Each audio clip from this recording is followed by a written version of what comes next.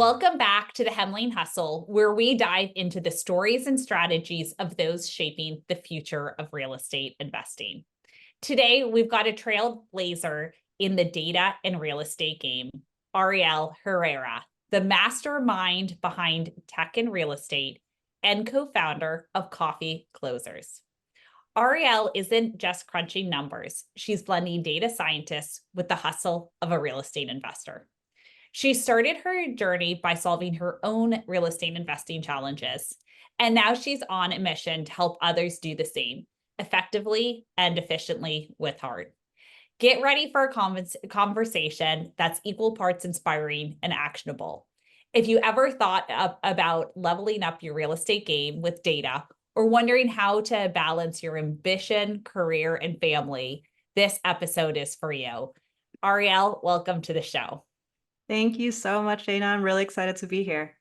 Great. So we're going to talk all about AI, and I'm very excited to talk about that and how you're applying it specifically to real estate. But before we do, I just love for listeners to get your background very quickly here. Sure. So I'm a data scientist based out in Tampa, Florida, but actually first lived in New Jersey. That's where I was born and raised.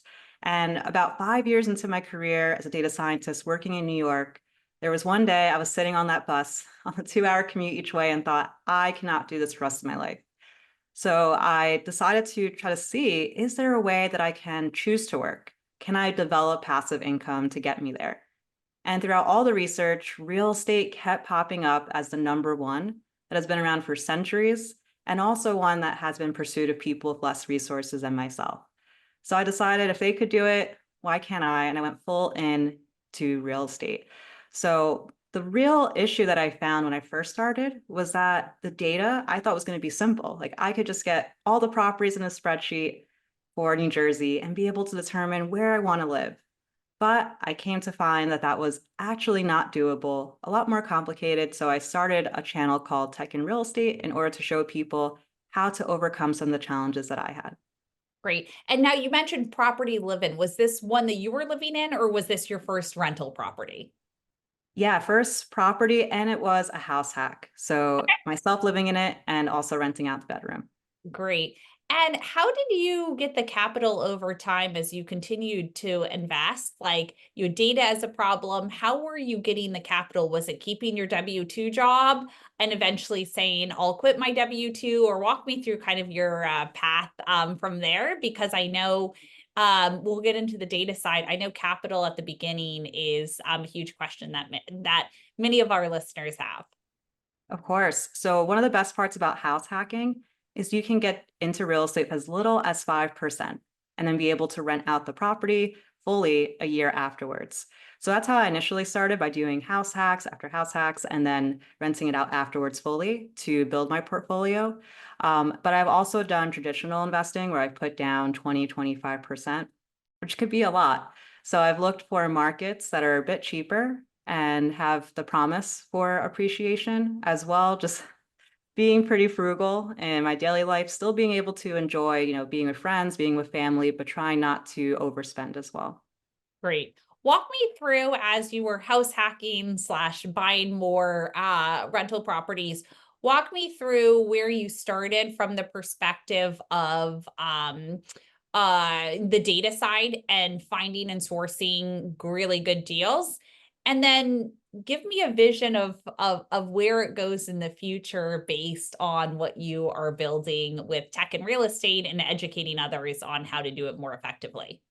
Sure. So starting off with, I guess, the first property, commuting to New York, and I'm thinking, what would be the easiest way for myself, but also other potential tenants to be able to get in and out of one of the major job hubs, which is being close to a train station. So I start to map out areas that are right by train stations, but Dana, a lot of them that are right by New York are all super expensive. Prices were about 800K and up. So in New Jersey, that's still pretty pricey. I know in California, that could be a different story, but it was not in my list. So from there, I started to use economic data to find which of these cheaper markets by these train station lines had the promise for potential appreciation. And by using data from the US Census, I was either able to gather that, As well, monitoring property prices and rent values over time using data from Zillow is how I was able to ultimately find that specific property. But then taking that to the next level, when I did move to Tampa, Florida, that was one of the first times where it wasn't just my market of New Jersey I was looking at. I'm now looking at the entire United States, trying to figure out where I'm going to move. So that's where I got a lot more granular with the data of being able to find these up and coming areas and be able to have a strategy that's for cash flow, but also appreciation as well. Walk me through some of those factors for appreciation. So like I can kind of think about it and be like, okay, it's population growth, it's feds, eds, and med. Like in other words, you need, I think, a hospital, a school, and government there for you to say it's truly stable, even recession proof to some extent. Or maybe I should say recession resilient. And then you're also looking at like industries, like if it's a mining town, that's only one industry, not as great as a place that might be more diverse. So if one industry gets hit, there's other ones to keep the economy afloat, or the city, the people there. Walk me through though what I'm missing. Like, how are you defining that and being able to using data? Say here are the factors that would impact this particular it starts kind of macro and then goes much more micro and almost granular into the neighborhood, but here's why I think this area is going to appreciate. Sure. And you mentioned all great factors. Additionally, education is huge too. So, an example that I can relate to is I don't know if you've ever been to Hoboken, New Jersey, but it's right across from New York City and has a lot of wealth there at this time. But back in the 80s, people would say, oh, I never, want to touch Hoboken. It's an area that has high crime and not that many people living there. So, that started to change once New York became too expensive. Then you start to see that a lot of new college students that graduate and are working for these top investment companies, for example, they are looking to save a bit and they're moving towards Brooklyn and they're moving to Hoboken, New Jersey. Mm. So you start to see the education increase in these areas, median household income as well. But one other keynote to also review is ownership ratio. So when I was in my journey trying to find these new areas to invest in based on the train lines, I found that some of them were great for cash flow, only 40-minute access into New York. But it was very low owner occupants. So most of the people there were tenants, which could be okay, but you find that the neighborhoods typically don't get they get neglected a bit because no one has like direct ownership of the property, so they don't really care if the lawn is unkept, if there's trash on the streets. So also looking at areas that have at least, I would say, 60% owner occupied, I've also seen to be a little bit more upkept as well. That's interesting. I've seen that also with like build to rent communities. If everyone is a renter there, they don't. That's why I like the own to rent. We won't go into it, but like that's a fascinating thing because then they feel like they have some of that ownership. But I think you're right. It's like that extra initiative. That was actually almost frustrating for me as a tenant because I'm one who's like, I want to like redo the backyard. I want to paint back when I was renting, but I wouldn't do it because I was like, well, I don't own this thing. And what if they don't like the plants I put in and I have to take them out, you know? So I totally hear you on that. I think that's such a good point. Talk more about the education one. So is there somewhere, you said it's the census data. Does it show over time what percentage of the population has a degree, like, a college degree, PhD, et cetera? Does it show that? It does. So it shows no high school, then bachelor's, master's, and then you could go to the PhD level. So that is all across the United States. You could see the stats, but then you could also get as granular to what beyond zip code, which we call census tracts, that are usually a population of about 5,000 or so. So that could really help investors who are specifically looking for like tight neighborhoods or set of blocks to invest in because they can look at these educational stats and other economic stats in that granular detail. Gotcha. Okay, another question for you. I once had a real estate investor tell me that when he does research, he looks at the types of businesses in the neighborhood. So he said, if Starbucks is there, you're too late. If Whole Foods is there, you're too late. Don't invest in that area. And he said to me, you've got to look for a pet store, because if you have a small little pet store before Petco gets there, where the pets go, if it has a small pet store, it means there's a ton of people there who have dogs and pets, and maybe they're delaying having kids because they're working, right? A lot. And then you have to look for a yoga studio and a health food store. And if you have those, but before the big corporates come in who are doing pretty much that same research of, is there a market for this? If you see a smaller market for it, it's an indication that this may be a good place. Walk me through, do you do any of that analysis? Do you look at the types of stores in the neighborhood, et cetera? And if so, how do you do it? Yeah, types of businesses is huge. Alongside the ones mentioned, so yoga studio, 100%. Also breweries help as well. Hmm. Usually these spots and cafes, usually they're in like hipstery areas, kind Yep. of before the transition. And you could use, or for me at least, geeking out of it is using Python, using Google Places to be able to get a radius and to extract that information, which I don't believe you should do until you have maybe like a state or a couple cities in mind to really start to narrow down like which specific neighborhoods in those cities, because Yep. that research across the US would be very expensive to do. But also another thing is using news articles. So for me, when I decided to invest in South Amboy, New Jersey, which was the one I ended up on for my first property, the reason was because I was looking, or I created a tenant avatar, which was kind of myself, someone who is working professionally, maybe in a tech role, going into New York City. What are things they may be looking for? Other methods of transportation. So South Amboy had a ferry that was going to be created and a whole like docking station, which is there now, but it wasn't there when I've previously invested. So I just saw like news articles about it, read things in the county website that it did get funding. So being able to scour news articles, which you could even put like alerts or just type into Google new development near XYZ city, that can help to determine up and coming areas. Great. And so walk me through how getting leads and just overall the whole process. This was a great process you followed, and I think it was like manually initially. You mentioned Python and Google Maps, and so now we're getting a little bit more technical. Walk me through how our average listener here can go through and get the right data in order to go through and know that they've made the best purchase decision for a rental property. Of course. And I'll do this in two parts. So on market and off market. So on market are properties that you see listed by Mhm. an agent.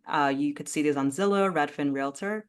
And when I first started to narrow down on my specific cities that I was interested in and neighborhoods, I thought, okay, great. I have a couple of blocks I'm interested in.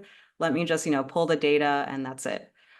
It was a little bit more complicated than that. I thought there'd be readily available tools, which they were not. So I had to use my own programming skills to be able to web scrape the data.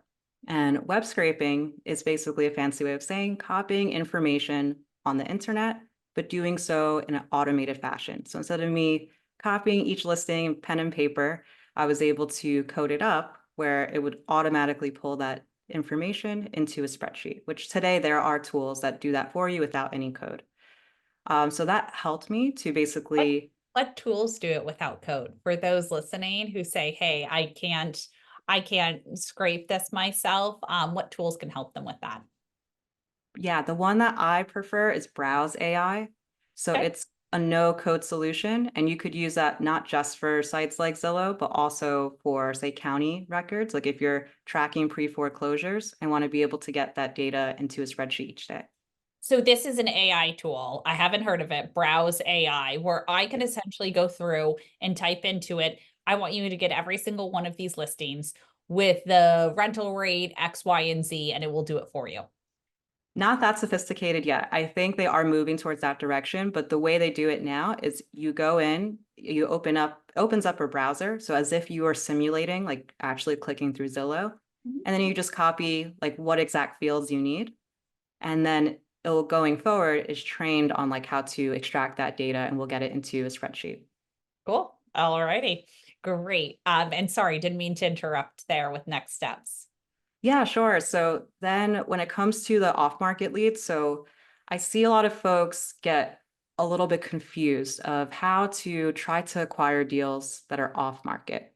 Um, One of the best ways to do so is using web scraping, like I mentioned, because you're able to actually get data from the website before they end up on all of the other lists. So say if you're looking at pre-foreclosures, divorce lists, or inherited, it is preferred to use web scraping for maybe like 2 to 3 counties so that you could be the first to reach these individuals. Okay, so walk me through that divorce list. So I go through a list of is there something that shows here's all the people who are getting divorced and they're probably going to have to sell this place? Or how does that work? Yeah, so that comes from the county records. Okay. And that's why it's a little bit complicated because every single county is practically different in how they stream data or how they actually show it. So that's why I recommend to only focus on maybe 2 to 3 so that you can use a tool like Browse AI to be able to go to the county, find the divorce records, and have that into a spreadsheet. So there isn't one specific way to do it just because every county is different, but it should be easy enough as Googling within your county and then being able to find that page. So once I get the list of here's all the people who are sadly getting divorced, um, it doesn't give me their address. So I still have to look that up to know what addresses they owned. Is that correct? Or does it tell you where they live? At times it does, depends. But if not, then you would use skip tracing to be able to find the information. I just want to preface too, like this is a solution that mostly experienced investors go through because they're trying to create a win-win scenario. It's not like, oh, someone's going through a bad time. Let me, make this hard for them. No, it's maybe they do now have to dissipate their assets and if you could be the first one to help provide that solution, that really does create the win-win there. So pairing, now you have the leads, right? Individuals' names. And if you don't have the address right away, you could use different tools to be able to get, say, their current mailing address. And without diving too technical, APIs, these are the technical like softwares to be able to extract the data or you could use just like Fast People Search for free. And then from there, you can set up, say, a mailer or text message to be able to contact individuals. Right. And yeah, I think the skip tracing is an interesting one for those who don't know what skip tracing is. It's basically saying, great, I have this person's information. I'm going to look it up over here and get additional information and combine the two sources together. In the property real estate world, there's a lot of data providers out there. You have batch data, you have PIPL, you have property radar, you have PropStream, you have like 500 other ones. And data accuracy is always one of the ones in question. And our data scientists and team have basically looked into that and said, great, let's go ahead and see how accurate each one of these are. And what's really interesting for us is on the email address side, they were all basically selling what I call snake oil. Basically, none of these email addresses work, or they work, they're deliverable, but like no one checks their Yahoo email from 25 years ago. And so, walk me through I mean, quality of data is really important. And especially for calling or sending mailers, it can get really expensive really quickly. So, is there one tool that you have found to be the best for it, or what is your recommendation there? Sure. And all those providers, yes, I would say that they have like benefits in certain areas. And it can depend, like the quality can also vary differently based on county. But from what I've seen that works pretty well is Fast People Search, Okay. which you could use for free. to be able to search an individual. And if you have a little bit of technical know-how, you could set it up where when it returns, say, every Ariel Herrera, you can, if you know that you're looking at Tampa, Florida, Hillsborough County, and there's 20 Ariel Herreras that come back, but only 2 from Florida, and only one of them in the age range of 25 to 35, you can easily like just set up a script of a couple lines to make sure it pulls that one initially. So yeah, and if you don't have any technical person on your team, you could always hire someone, say like off of Fiverr, to help you with that. Great. So let's take a real life example here. I'm Dana. I have told you I want to invest in, let's just say, I'm just going to choose a random city, Oklahoma, Oklahoma City. Okay. And ready, go. What should I do as far as my next steps? What are my actions and how do I make sure that I'm getting the best data and insights into what is a good property to purchase? Oh, and by the way, I'm a real estate investor with very little willingness to pay. So like mailers probably won't do because they can get expensive pretty quickly, especially if I'm targeting these folks, but I have to target them like 2 or 3 times via mailer, and I'm also very impatient. What should my next steps be? Well, first step would to confirm that you want to invest in the city would be to say search it in ChatGPT. You can search and ask for specific like market data, new development, and top employers. If you start to see that there are big employers, maybe a nearby hospital, maybe you want to shift your strategy to be focused towards nurses, for example, travel nurses. So maybe at that stage, you want to look at medium-term rentals. A lot of travel nurses also travel with pets, so you probably want to be close to a park. So now you start to narrow down on specific areas. Then when it comes to looking at like neighborhood data, this is where it gets a little bit tricky. And I probably would say that software is useful at this stage. But if you didn't have software, you can still do qualitative research. This means without the numbers. And I actually love being in the space. So if you use TikTok, Reddit, and Facebook groups, and you just sleuth on them for a couple of days and just listen to where people are saying they want to move to, what's their profile. They usually say, hey, I'm trying to move to Oklahoma City. I'm a travel nurse and I'm going to be there for 3 months. Where should I stay? You'll see people recommend and also say, recommend to stay and also recommend to not stay in certain areas.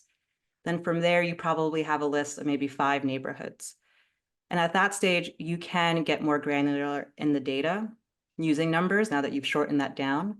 And you could use Redfin, Realtor, or Zillow. If you type in their names and go to data center, they publish data every single month down to the zip code level of property estimates, rent estimates, inventory, et cetera. So what you'd want to focus on is 100% that rents are going up, and look at that from the year previous, because if you look at that month over month, that could be an issue since rents typically anyway go down during the winter time. Mhm. And as well, you want to see property estimates also increasing, right? Like people should still be moving into the area. And because of that demand, you should see increases as well there. So that would be my free approach of using ChatGPT, using some social media, and then lastly, some free data on these big companies that they publish to be able to narrow down at least on specific neighborhoods before you get into the property analysis. Great. And then walk me through here as well. What other ways can investors use ChatGPT, plug it into their workflow? Should they not be using ChatGPT? Is OpenAI not the best source anymore going forward? Walk me through your thoughts there. Yeah, there's a lot of different LLMs available today, and they all can benefit in different areas. When it comes to research specifically, I still see that Gemini and OpenAI or ChatGPT do fairly like really well at being able to streamline your research. So as I mentioned earlier, when I was first looking to see is anything coming in New Jersey, like a new ferry or something that could show price appreciation in the future, I was scouring news articles and using eventually Python to help me scour those news articles. But today, you don't have to do any of that. You can literally just type in to ChatGPT and say, Oklahoma City, what new developments are coming? Please link out to all sources. And it will link to each news article. And you could even say, like, please reduce your time frame within the last year that these were published. So it's like your little intern and assistant that can help you. And you can go back and forth. If you don't like its first response, provide it feedback and it will ingest that and be able to help you further along with your research. I like that, your little intern. Before we go to our lightning round, what other feedback and tips do you have as it relates to data and AI for the real estate investing community? Sure, actually, it's a little bit of a different take. And yes, data is very critical. Right now in real estate, speed has never mattered as much ever before because there's so much data available and there's a lot of tools to be able to synthesize it. But what's really unique about real estate is that it's still a people business. It's still understanding what's happening in the economy, what's happening in a given area. So one research that I've been currently working on is return to office policies. So specifically, there are companies that might have suggested that employees can work remotely for the most part. So these employees did move to the suburbs and maybe an hour to 2 hours away from where the office is. Now, you're not going to see a data list that says return to office policies, but you can make the judgment as a human being and think that's going to be a lot for these individuals to now come 5 days a week.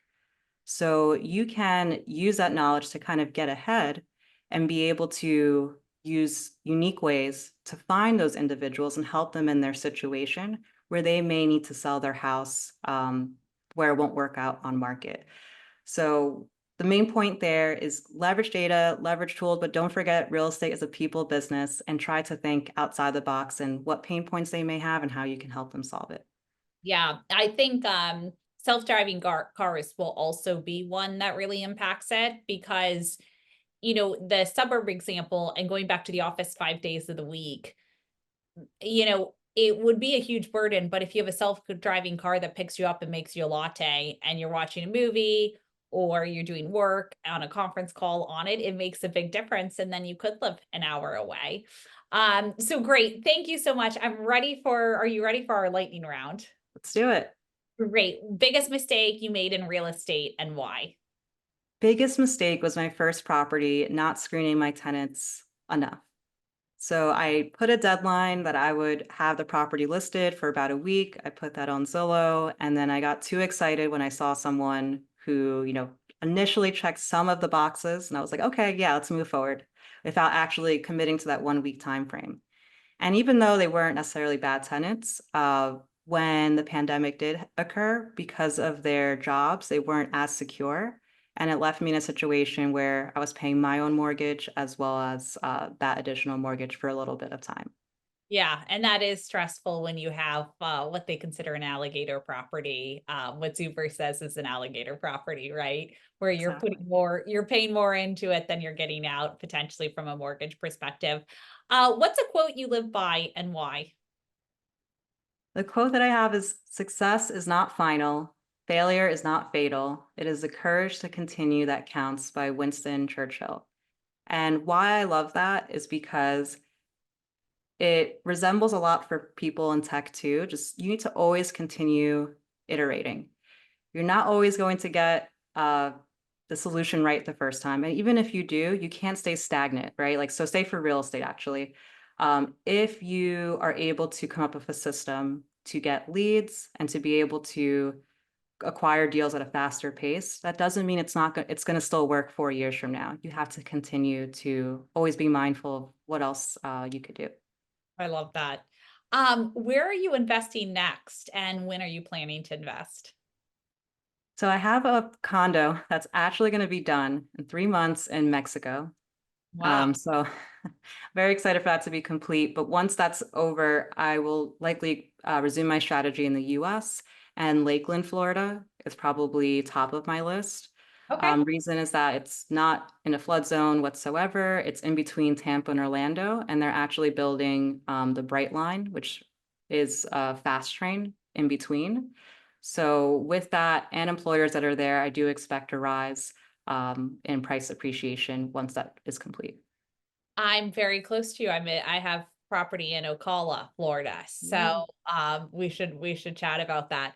Great. Well, for those listeners who want to learn more about AI tips and tools, and then data and how to source your next real estate investment, especially given that it's more challenging to find cash flow properties that also appreciate, go ahead and check out the YouTube channel Tech in Real Estate so that you can go ahead and get started on your next purchase. Ariel, thank you so much for being on the show today. Thank you, Dana.